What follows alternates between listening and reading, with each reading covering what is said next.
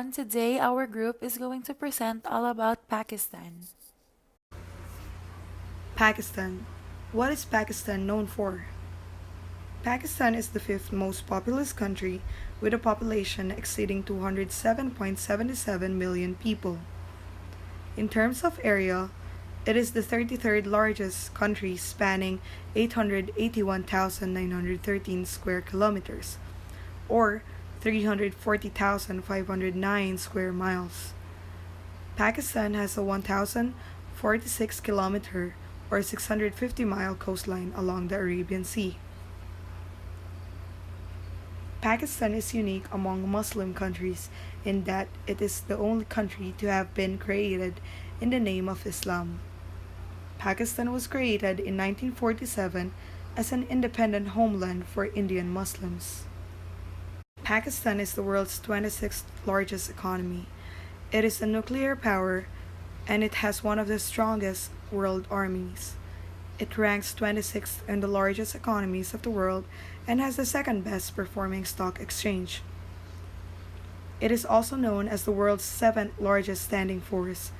Pakistani armed forces are internationally ranked as the seventh largest in the world, with a manpower of 642,000. Pakistan provides the largest number of troops to serve the UN peacekeeping missions.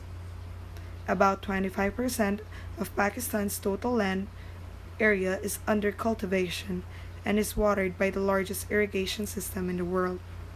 Pakistan irrigates 3 times more acres than Russia. It is known as the Tarbela Dam on the Indus River in Pakistan, and it's the largest earth-filled dam in the world.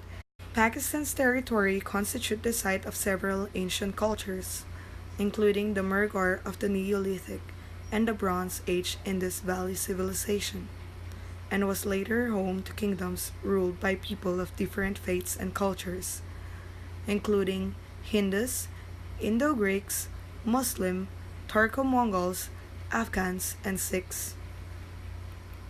Pakistan is unique among Muslim countries in that it is the only country to have been created in the name of Islam. As a result of the Pakistan movement led by Muhammad Ali Jinnah and the subcontinent's struggle for independence, Pakistan was created in 1947 as an independent homeland for Indian Muslims. The post-independence history of Pakistan has been characterized by periods of military rule, political instability, and conflicts of neighboring India. Doing business in Pakistan. There are numerous opportunities in Pakistan, and here are the following. First is infrastructure. Pakistan is a country of nearly 190 million people, which is still grappling with basic infrastructure issues. Within the country, there are small areas of excellence, and the country demonstrates an ever growing appetite for technology and innovative services. Second is retail. Pakistan's high volume retail landscape is changing. A growing middle class wants to access to Western goods. A number of Western high street brands, for example Debenhams, Next, Accessorize, have successfully established operations here through franchises. Third is services. Service area opportunities include education, where not only teaching aids but teacher training programs, technical education, and school linkages affiliations are much in demand.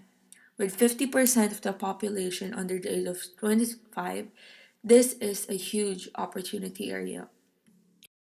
Number four, what are the type of industries or businesses common in that area? So Pakistan's industrial sector accounts for about 24% of the GDP.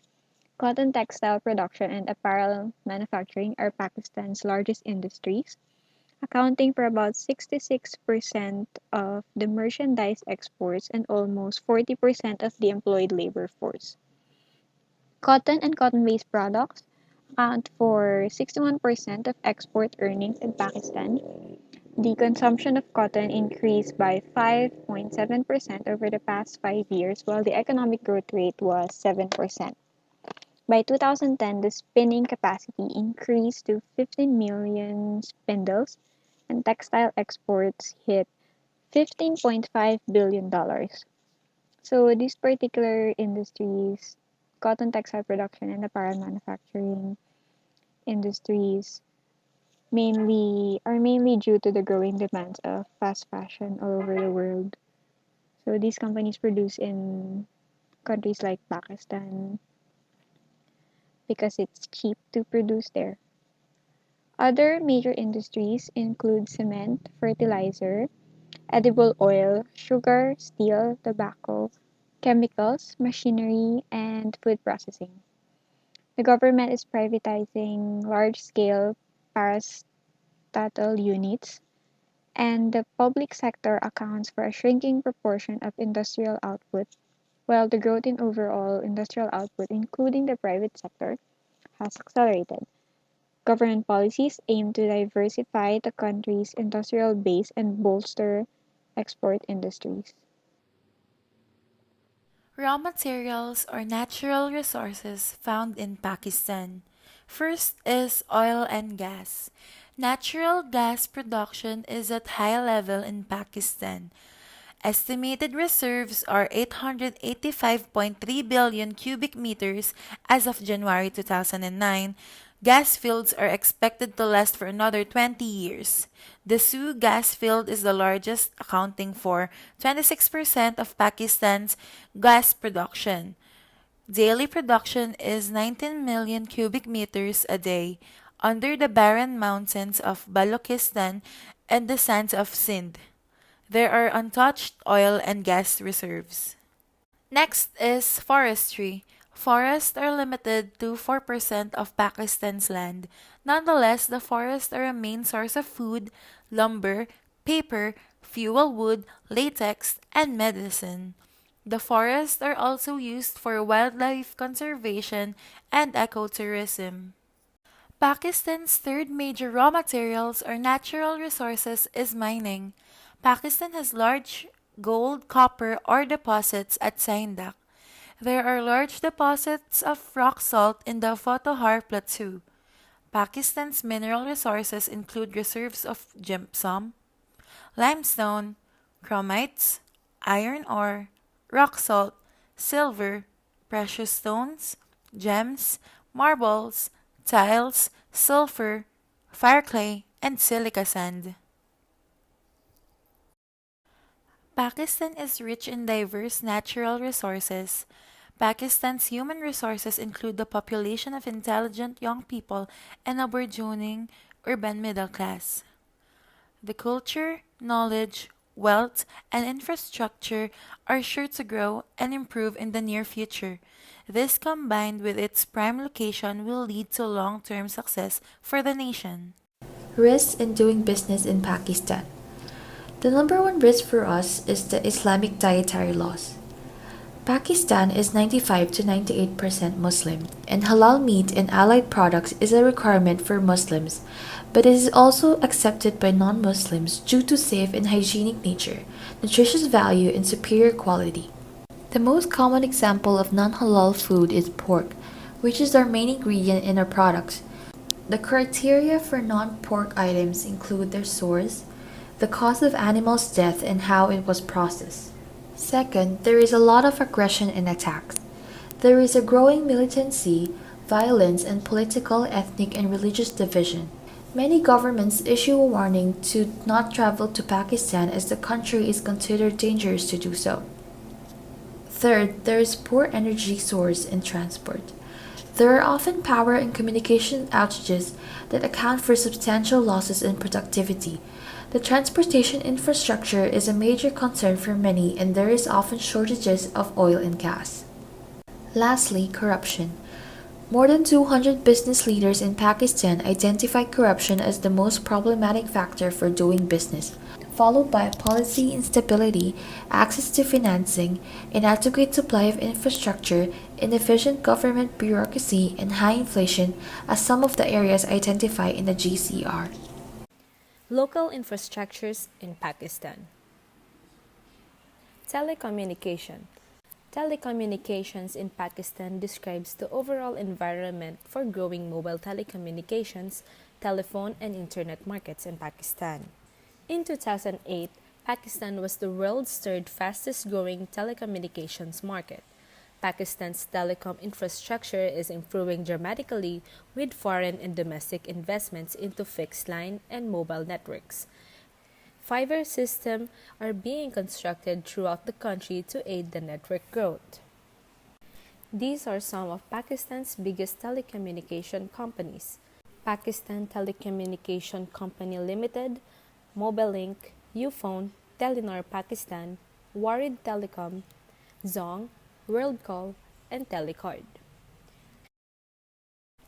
Broadcast stations. Pakistan Broadcasting Corporation, also known as Radio Pakistan, is a public radio broadcasting network as well as a mass media state-owned mega corporation in Pakistan. Pakistan Broadcasting Corporation a wide range of radio and news services which are broadcast in TV, internet, and radio outside Pakistan in 10 different languages.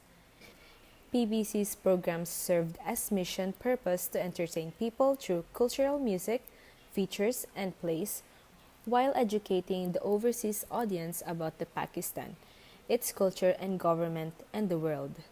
PBC programs educate peoples on socio-economic issues covering health, education, environment, population welfare, agriculture, special persons, rights of women, human rights, minorities, and media freedom. Internet hosts and users. The Internet in Pakistan has been available since the early 1990s. Information and communications technology is one of the fastest growing industries in the country. In 2001, just 1.3% of the population used the Internet. By 2006, this figure had grown to 6.5%, and in 2012, to 10%. The percentage on broadband internet users in Pakistan is now 18.8%, which means now more than 32 million people surf internet. Transportation in Pakistan. Motorways and highways. The National Highway and Motorway together form an extensive network. More than 8,909 kilometers of road provide easy access between the remotest cities and towns of the country. In addition, these facilitate not only the transport of freight, but also the travel of people for business and leisure. Transport system in place. The public transport system is operating in all major towns and cities of the country. These are wagons, rickshaws, and taxis to supplement the bus system. The recent addition to Lahore's transport system is a new metro bus system. The city was in dire need of having a mass transit system along one of its most heavily used routes. Airways. Pakistan's transport system also facilitates air travel. There are numerous domestic and around 11 international airports. These connect Pakistan to the international air routes and also ease travel via land routes within the country. Inland water transport system. Pakistan is a country having an expansive river and canal network. At present, this network is not utilized as an inland cargo water transport system. In addition to significantly reduced cargo transport cost, the saving on fuel used for transports can be utilized for critical power generation. Privately owned vehicle. Given the prevailing transport system, a majority of people prefer to possess their own mode of transportation. Owned vehicles are becoming a necessity in Pakistan today, as the owners enjoy greater freedom in commuting, save time, and more convenience getting around town. Environmental issue. Environmental issues in Pakistan include deforestation, air pollution, water pollution, noise pollution, climate change, pesticide misuse, soil erosion, natural disasters, and desertification. These are serious environmental problems that Pakistan is facing, and they are getting worse as the country's economy expands and the population grows. Unfortunately, not much is being done to tackle these issues because the goal of economic growth and tackling terrorism within the country supersede the goals of environmental preservation. Pakistan faces a major scarcity when it comes to water resources, especially finding clean water. The scarcity of water not only threatens Pakistan's economy but also poses a serious threat to the lives of millions of Pakistanis. The issue of water pollution further worsened this problem for Pakistan. The sources for water pollution include the overuse of chemical fertilizers, the dumping of industrial waste into lakes and rivers, untreated sewage being dumped into the ocean, and contaminated pipelines being used to transport water. The contamination of fresh drinking water makes it harder for people to find clean water supplies and increases the prevalence of waterborne diseases. The inefficient use of energy, an increase in the number of vehicles used daily, an increase in unregulated industrial emissions, and burning of garbage and plastic have contributed the most to air pollution in urban areas. These emissions have detrimental effects, including respiratory diseases, reduce of visibility, loss of vegetation, and an effect on the growth of plants. They said that women in Pakistan are suffering from market discrimination and hence are pushed to separate low-paid and low-status jobs. Majority of women are employed in the unorganized sectors. Mostly, women are concentrated in sector known for low level of productivity, less income stability, and low security of employment due to their dual role at home and workplace. Organized services sector is mostly government services and provides employment to a small proportion of women. The rate of unemployment among women is consistently higher than that of men, both in rural and urban areas. In many industries where female workers are systematically denied their rights of regular pay and regular working hours, pay at par with work effort across genders, permanent contracts, occupational safety and non-hazardous work environments, and freedom of association. Egregious abuses, including sexual violence, harassment, and forced pregnancy tests, are all too common in the informal sector where there is no regulatory control in place. Since there are many human rights abuses directed to women in Pakistan labor force, the ethical framework we decided to use is moral rights. We have decided not to operate to not contribute to this problem.